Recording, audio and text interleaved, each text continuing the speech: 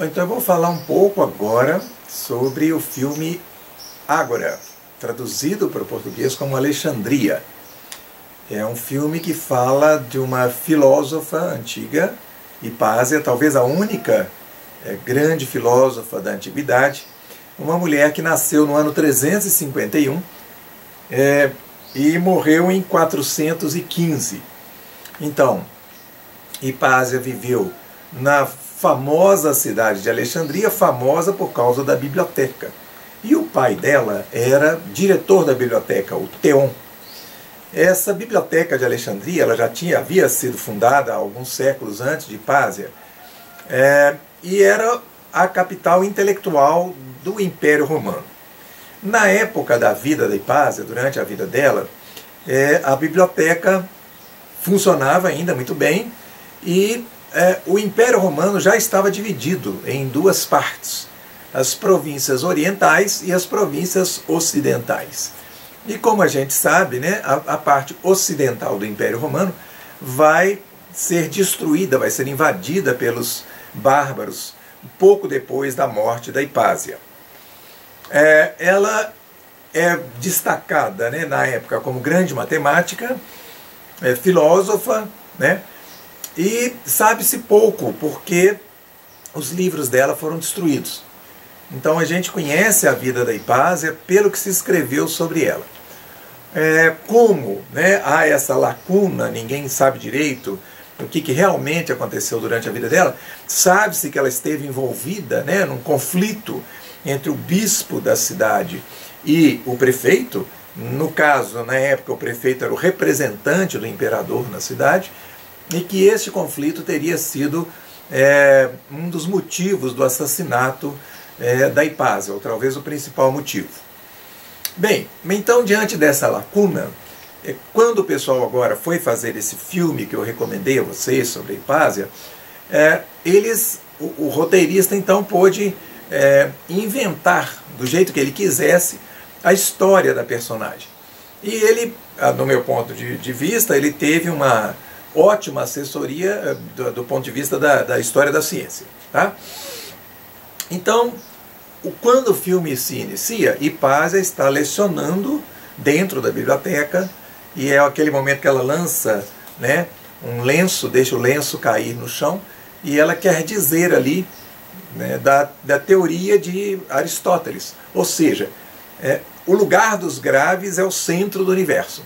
Então as coisas caem porque elas procuram o seu lugar natural no universo.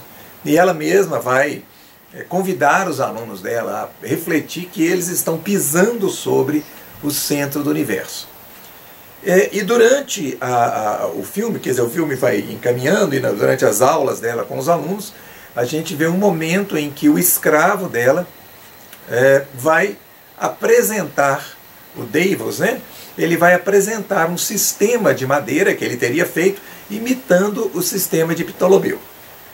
Na verdade, Ptolomeu já tinha morrido havia mais de 200 anos, e aquele sistema produzido pelo garoto é um sistema muito simplificado. Mas ele dá uma ideia de como era pensado, né, pelo povo de Alexandria na época, porque o Ptolomeu era muito famoso, ele tinha sido de lá também, ele também tinha sido diretor da biblioteca.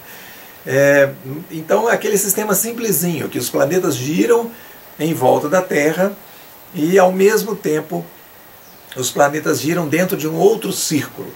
Então eles têm uma volta em volta da Terra e tem um outro círculo que eles giram, quer dizer, o tal do epiciclo, que eles vão vir girando devagarinho, e o ciclo em volta da Terra eles vão formar em um dia. Então o rapaz faz aquele sistema de uma maneira muito simplificada, e no diálogo o Orestes, que é aluno dela, vai fazendo um comentário que historicamente existiu mesmo, que é: se os deuses tivessem pedido minha opinião, eu sugeriria que eles fizessem uma coisa mais simples. Esse sistema ele parece tão absurdo, tão sem lógica, né? Por que de repente os planetas simplesmente não giram em volta da Terra? Bom, um pouco mais adiante no filme, naquele momento em que eles estão presos dentro da biblioteca, já em conflito com os cristãos, ela resolve, ela demonstra que refletiu sobre aquilo que o Orestes teria dito a ela. E é o momento em que entra em cena, né, a história de Aristarco, a partir daquele senhor mais velho que está em cima do muro, lá longe, e ele vai dizer que o Aristarco afirmava que a Terra e os planetas giravam em torno do Sol. E aí o Deivos, que é o escravo, vai entrar, né, dizendo que se, né, os planetas girassem e se a Terra estivesse movendo, então era preciso de perceber ventanias, né, e nós não percebemos nada, quer dizer, não há saculejo, você solta uma pedra, ela cai no mesmo lugar, então como é que a gente pode estar se movendo? E aquele senhor velhinho lá, ele vai concordar com o Davis e dizer, tá vendo? Por isso que é um absurdo aquele sistema de Aristarco.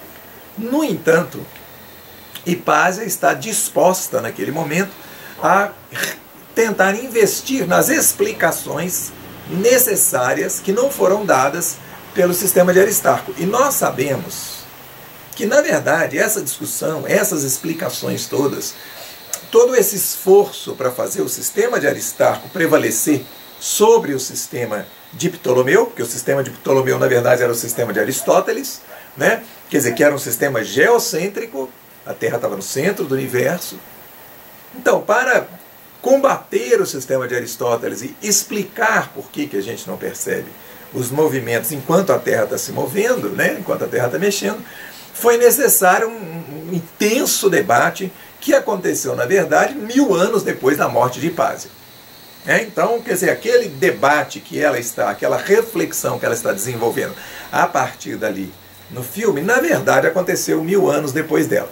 Mas como a gente não sabe nada sobre a vida dela, o roteirista resolveu desenvolver uma história como se ela já tivesse adiantado alguns aspectos daquela reflexão.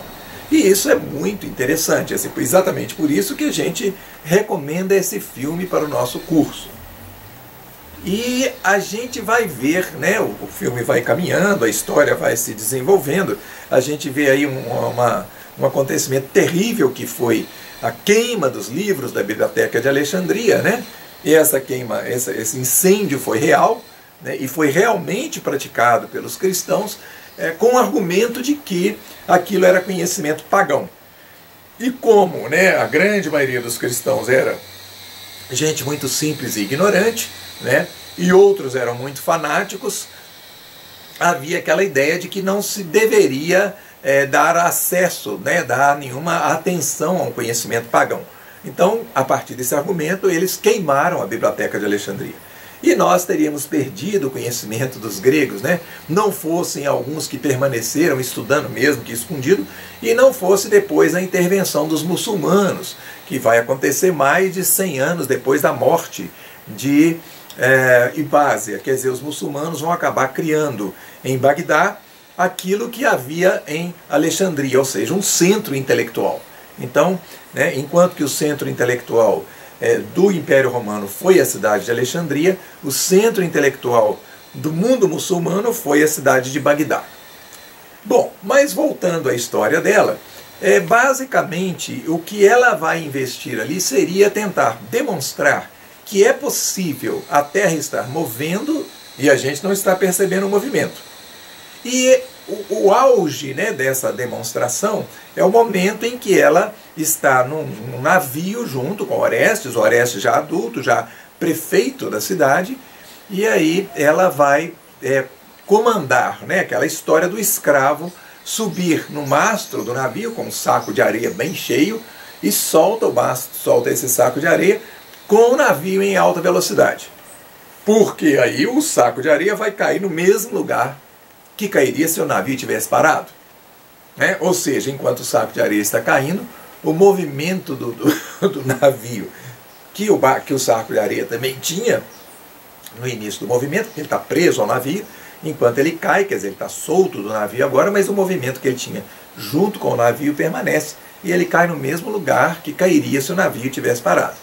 Então, quer dizer, aquele momento é um momento que ela tem uma felicidade enorme, porque para ela aquilo era uma demonstração de que realmente, né, as coisas podem cair no chão, com a Terra está se movendo, do mesmo jeito que cairiam se a Terra tivesse parada. Na verdade, esse argumento da Hipásia, que está lá no filme, ele foi um argumento de Giordano Bruno. lá, que a gente viu, né, no curso aí para trás, que Giordano Bruno morreu em 1600 queimado, né? Mas Giordano Bruno, ele foi o que argumentou exatamente aquela história de você pegar um navio em velocidade e soltar o navio. Uma outra discussão também que ela tem, e essa jamais para o final do filme, é sobre a trajetória da Terra. Quer dizer, se ela está notando, e ali o argumento, e eu não sei se esse argumento, se isso seria perceptível na época, mas o argumento ali é o seguinte: o Sol tem hora que ele está maior e tem hora que ele está menor. Né? Ou seja, tem hora que a Terra está mais próxima do Sol, tem hora que a Terra está mais longe do Sol. Eu não sei se eles tinham instrumentos suficientes para fazer essa percepção naquela época, mas isso está lá no roteiro. Como eles foram bem assessorados, pode ser que seja possível, né? Naquela época eles notaram que deve ser uma diferença, é uma diferença mínima, né? Porque na verdade a trajetória da Terra em torno do Sol é quase circular. Então a diferença de distância Terra-Sol, a variação da distância é muito pequena, né? E isso influenciar no disco solar vai influenciar, mas a partir de uma percepção a olho nu naquela época é meio complicado. Mas enfim, isso está colocado no filme. Então ela quer entender como é que tem hora que a Terra está mais perto do Sol, tem hora que a Terra está mais longe do Sol. E ela era, isso é historicamente verdade, ela era especialista nas cônicas. As cônicas vão aparecer no filme naquele momento em que o Sinésio está visitando ela, e a biblioteca já tinha sido destruída, e ele acha o cone de Apolônio. Então, conforme você vai desmontando o cone, você vai vendo ali o círculo, a elipse, a hipérbole, né, a parábola. E aí o Sinésio está todo feliz, ele já bispo, já adulto, e ele tinha sido aluno dela na juventude, né? Ele está todo feliz de reencontrá-la e de reencontrar o cone de Apolônio. E é exatamente esse cone de Apolônio que vai lá no final do filme aparecer, quando ela, né, abre o cone, e aí ela está refletindo sobre aquela questão do Sol estar mais perto, mais longe, e aí ela vai refletir, ela vai pensar na elipse. Aí ela chega à conclusão de que realmente assim, o problema é que eles estavam presos ao círculo. Então se ele sai do círculo e chega à elipse, ela entenderia então aquela questão. Então são dois argumentos que ela arranjou. Primeiro, que a gente pode estar se movendo e as coisas caem como se a gente tivesse parado, e isso é perfeitamente admissível, dada aquela experiência do navio. E o segundo é que o movimento da Terra em torno do Sol não seria exatamente um círculo, mas seria uma elipse. Bom, a gente também já viu no curso que quem chegou à elipse, depois de muito esforço, foi o Kepler. Isso já depois de 1600, né? Então, o Kepler estava na mesma época do Giordano Bruno, na mesma época do Galileu. Quer dizer, foi aquele debate intenso que aconteceu 1000 anos depois da Hipásia, que esses argumentos eles foram aparecendo para fortalecer a ideia do Aristarco, que a gente sabe também que viveu 300 anos antes de Cristo, né? E então, resumindo a história, né, ou colocando a história no contexto, o Aristóteles lançou a teoria dele 400 anos aproximadamente antes de Cristo. O Ptolomeu, que já morava em Alexandria, vai resolver o problema dos movimentos dos corpos celestes, especialmente dos movimentos dos planetas, com a ideia de ciclo, epiciclo, deferente, tudo isso que a gente falou no curso, não é? E um pouco depois, né, da morte de Aristóteles, vem nascer Aristarco. E Aristarco foi o primeiro que a gente tem notícia que arriscou a ideia de que os planetas giravam em torno do Sol, que era uma ótima ideia para explicar por que um planeta como Marte faz um zigue-zague se a gente acompanha o movimento dele com referência às estrelas ao longo de alguns meses. Então, a época de Hipásia era uma época em que era o final, vamos dizer assim, exatamente o finalzinho do grande movimento intelectual de Alexandria. Ela foi a última pessoa, né, a viver esse movimento dentro da Biblioteca de Alexandria. E naquele momento, né, de acordo com o filme, ela estaria então iniciando a vida intelectual dela, defendendo Aristóteles, ensinando Aristóteles na Biblioteca de Alexandria, ensinando Ptolomeu, porque a gente sabe que Aristóteles não resolveu o problema dos planetas, foi Ptolomeu que resolveu os problemas dos planetas, e a gente vê que durante o filme ela muda para a ideia de Aristarco, a concepção de Aristarco. Ali no filme, considerando que o sistema de Ptolomeu, e isso é verdade, era extremamente complicado para ele dar conta de resolver os movimentos dos planetas, e o sistema de Aristarco era muito mais simples. Só que o sistema de Aristarco colocava problemas. E ela vai atacar dois problemas, né? O problema dos corpos caírem como se a Terra estivesse parada, e o problema da órbita terrestre em torno do Sol, que não seria circular, mas seria elíptico.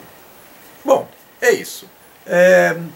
No mais, é claro que o filme é extremamente bem feito, é uma grande homenagem às mulheres, né? Hipásia realmente foi uma heroína da época dela, uma mulher que viveu com muita dignidade a questão da filosofia, e realmente ela foi assassinada terrivelmente, de uma maneira muito mais terrível do que o filme mostra.